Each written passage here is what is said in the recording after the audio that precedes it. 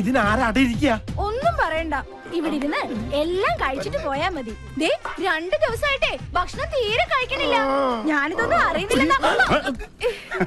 വേണ്ട വേണ്ട വേണ്ട, ഇരുന്നോ കഴിച്ചിട്ട് എഴുന്നേറ്റാ മതി. ആദിത്യ, ഇത് വെറും കോഴിമുട്ടകളല്ല, അനുരാഗ മുട്ടകളാണ്. ദൈവത്താണ് ഈ മുട്ടയൊന്നും ആന്റണി ഇട്ടതല്ലെന്നറിയാം. ആദ്യ 2 പേർക്കും ഇഷ്ടമാണെങ്കിൽ നമുക്കിതങ്ങ് നടത്തി കൊടുക്കാം അല്ലേ?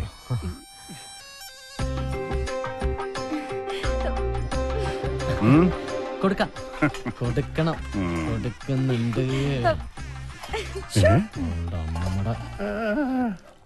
കോഴിമുട്ടയിൽ കൂടോത്രമെന്ന് കേട്ടിട്ടുണ്ട്, മുട്ടയിൽ പ്രേമം ആദ്യമായിട്ടാ. കഴിച്ചു കൃഷ്ണ, എങ്ങനെയാ പല തറവാടുകളും നശിച്ചത്. നമസ്തേ.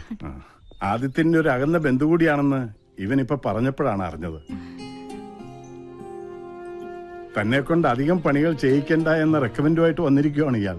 മാനേജർ ഒരു കാര്യം പറഞ്ഞാൽ കേൾക്കാതിരിക്കാൻ പറ്റില്ലല്ലോ. അതുകൊണ്ട് ഇന്നു മുതൽ തറവാടിനുള്ളിലെ കാര്യങ്ങൾ ശ്രദ്ധിച്ചാ മതി. എന്താടോ പോരെ?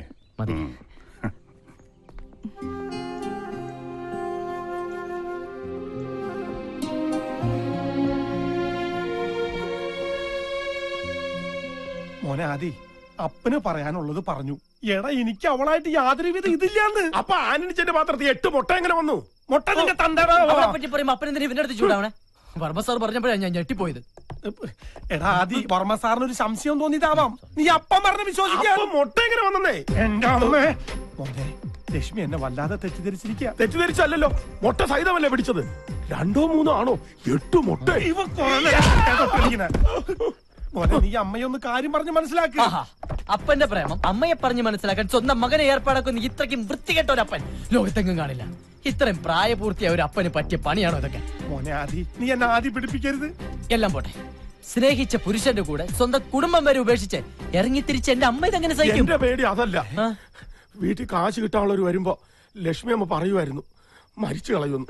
ഇപ്പൊ ഇതും കൂടെ അറിയുമ്പോ ലക്ഷ്മി അമ്മ വല്ല അവിവേകവും. അയ്യോ മോനെ ആദി,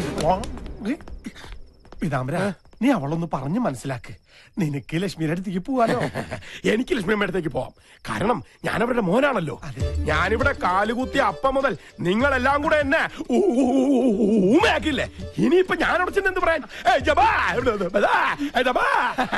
8 മുട്ടയും തിന്നിട്ട് എന്നെ പൊട്ടനാക്കുന്നു. അമ്പടാ പൊട്ടാ. ഇനി ഇച്ചിരി പാട്ട് കേൾക്കാം. നിങ്ങൾ ഇതുവരെ കേട്ടത് കോഴിമുട്ടയുടെ പോഷക ഗുണങ്ങളെ കുറിച്ചുള്ള പ്രത്യേക പരിപാടിയാണ്. ഇനി കോഴിമുട്ട കൊണ്ടുള്ള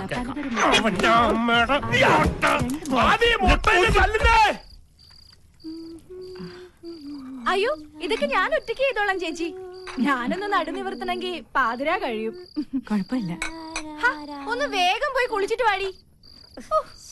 പെണ്ണിന്റെ കാര്യം.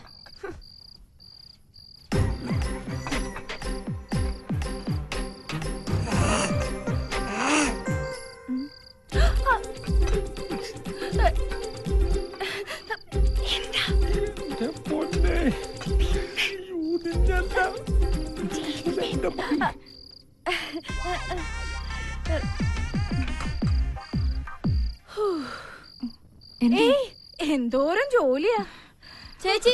ബാത്റൂമിന്റെ അടുത്തോടെ ആരും ഓടി പോകുന്നുണ്ടോ? എവിടെ? അവിടെ ഒന്നും ആരും ഉണ്ടാവില്ല. ഇവക്ക് വെറുതെ തോന്നിയതായിരിക്കും. പേടി പെണ്ണ്. നടക്കങ്ങോട്ട് ചേച്ചി. അത് കഴിഞ്ഞാ കിടന്നോളൂ കേട്ടോ. നടക്ക് നടക്കാൻ പറയട്ടെ.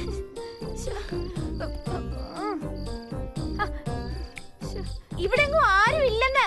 അങ്ങോട്ട് കുളിച്ചേ പറയട്ടെ. കുളിക്കണ്ടതാ ഒരു കാര്യം.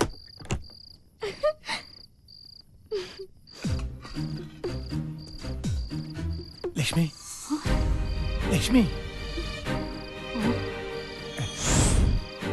ലക്ഷ്മി, ഇവിടെ.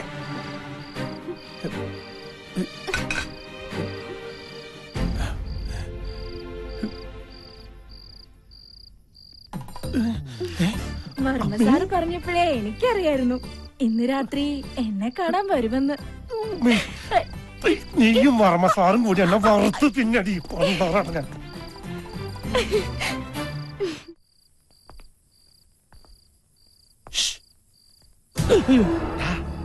അപ്പനാ. അപ്പനെന്താ ഇരുട്ടത്ത്? എന്തിയെ പേടിച്ചോ? ഇതല്ലാതെ അപ്പനിങ്ങനെ ഇരുട്ടത്ത് ഒന്ന് പല്ലടിച്ച് കാണിച്ചു കഴിഞ്ഞാൽ പിന്നെ ഇരുട്ട് വരെ പേടിച്ചു പോകൂലേ? ആദ്യേ അമ്മേനെ കാണാൻ അപ്പൻ അടുക്കള വഴിക്ക് ഒരു ശ്രമം നടത്തിയിടാ. എന്നെ തിരിഞ്ഞു പോലും നോക്കില്ല അവള്. മറ്റവള് നോക്കിയിട്ടുണ്ടാവുമല്ലോ. എന്റെ മോനെ. ഓ, ഓരോന്ന് വരുത്തി വെച്ചിട്ട് നിന്ന് മൂങ്ങുന്ന കണ്ടില്ലേ? അതെ, അവിടെ തന്നെ നിന്നോ, ഞാൻ അമ്മയൊന്ന് ചാക്കിട്ട് നോക്കാം. പിന്നെ ഈ ഇരുട്ടില് ചിരിക്കാതെ നിന്നോളണം. ഇതിലിരുട്ടേതാ അപ്പനേതാ? അത്രയ്ക്ക് കറുപ്പാണല്ലോ അപ്പന്. കറുപ്പ് നിന്റെ അപ്പനാടാ. ഇരുട്ടത്തപ്പ നീയൊക്കെ ഇരുട്ടി തപ്പൂടാ. അപ്പം വല്ല മോനായിരുന്നെങ്കിൽ രണ്ടടിയെങ്കിലും കൊടുക്കായിരുന്നു. ഇപ്പൊ അതും പറ്റില്ല.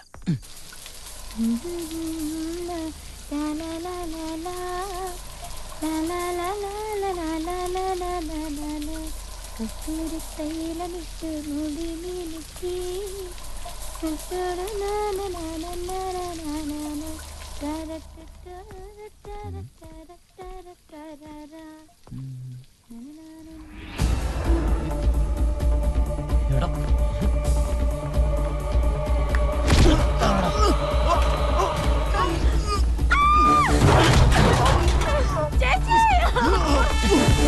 പെൺപിള്ളേര് കുളിക്കുന്നത് അതില് പുറത്ത് തള്ളണം. ഇന്നത്തോടെ നിർത്തി തരണം നിന്റെ മൊബൈൽ കൈ.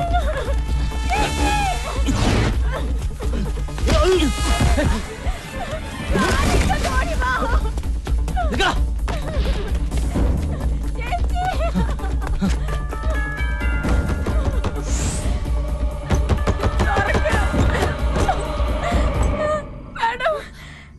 കുളിക്കുമ്പോ ഞാൻ അറിയാത്ത മൊബൈൽ ഫോണില് ക്യാമറയിൽ എന്നെ വിട. ഞാൻ പറയട്ടെ. ഹേയ്, എന്നെ വിട. വേണ്ട, ഒന്നും പറയണ്ട.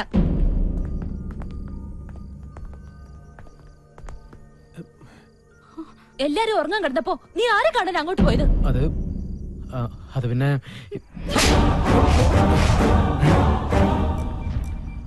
മോളെ,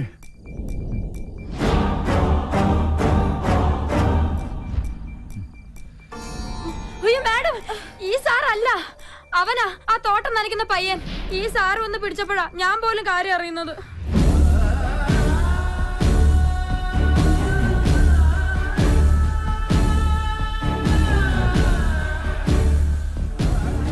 സാറേ, പിഴച്ച വഴിക്കൊന്നും പോവില്ലെന്ന് ആന്റണിക്ക് ഉറപ്പുള്ളതുകൊണ്ടാ ഞാൻ ആദ്യം സാറിനെ പരിചയപ്പെടുത്തിയത്. സാറിന്റെ മകൾ ഇവിടുത്തെ രാജകുമാരിയാണെങ്കിൽ ഈ നിൽക്കുന്നത് ഞങ്ങളുടെ രാജകുമാരനാ.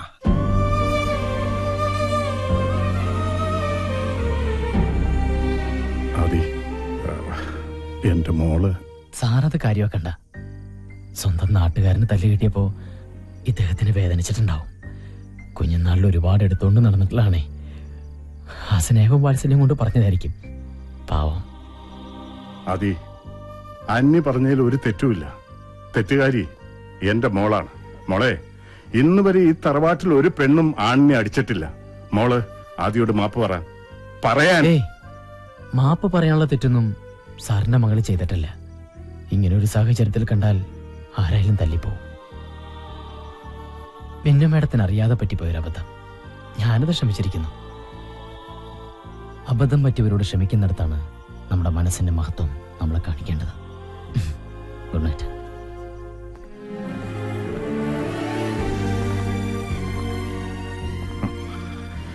ഇതുപോലൊരു മകന് ജന്മം നൽകിയ അച്ഛനും അമ്മയും സുഹൃതം ചെയ്തവരാണ്.